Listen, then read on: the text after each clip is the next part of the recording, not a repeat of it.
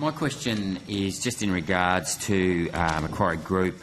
They were hit with what is described as a $5 million penalty by the markets disciplinary panel for attempting to manipulate energy markets.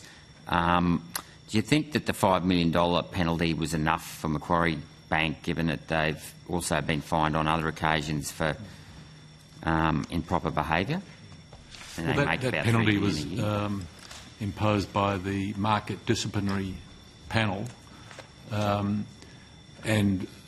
it's important to remember that once they paid in paying the penalty, there was no admission of wrongdoing. I'll just make that clear for the record.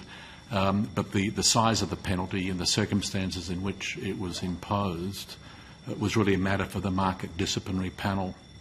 So, as we said at the time, it was one of the most significant penalties the panel ever imposed.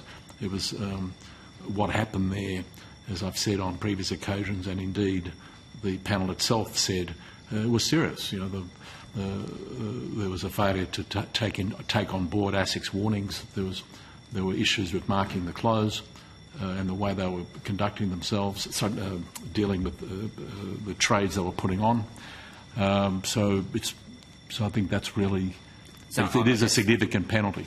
Well, a $5 million penalty, I mean, they made a $4 million gain, or their clients made a $4 million gain, $4.2 million gain.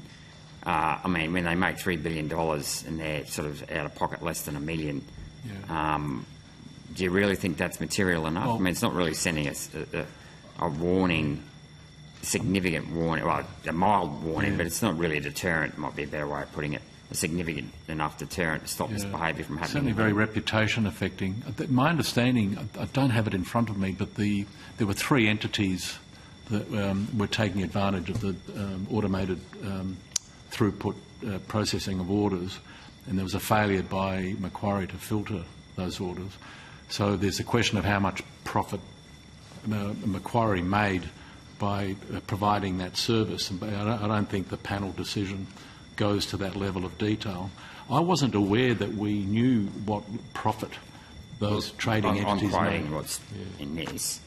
I don't know whether Commissioner Constant can add to any of that. I mean, is there any sort of intent to start putting some of these guys that start manipulating markets in jail as a deterrent? I mean, there's a lot of white-collar crime that goes on in ASIC and insider backhanders and things like that. I mean, and I acknowledge you can't regulate all these because there's just too much of it, you don't have enough staff, but I would have thought it's about time some of these guys started to be getting serious personal... We did launch proceedings a couple of months ago against 4 individuals for pump and dump behaviour. They were criminal proceedings where we actually warned users of a site called, I think it's called Telegram, if my memory serves me.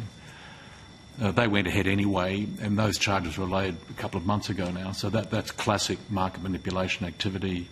We were able to get the evidence, and we made a referral, and criminal charges were laid.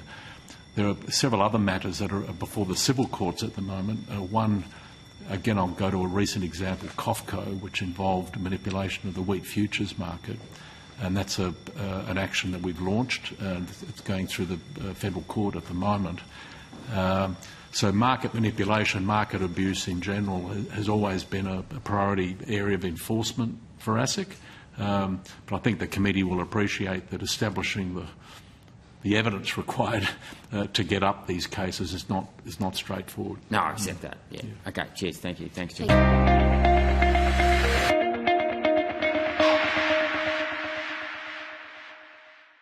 Authorised G. Rennick People First Chermside.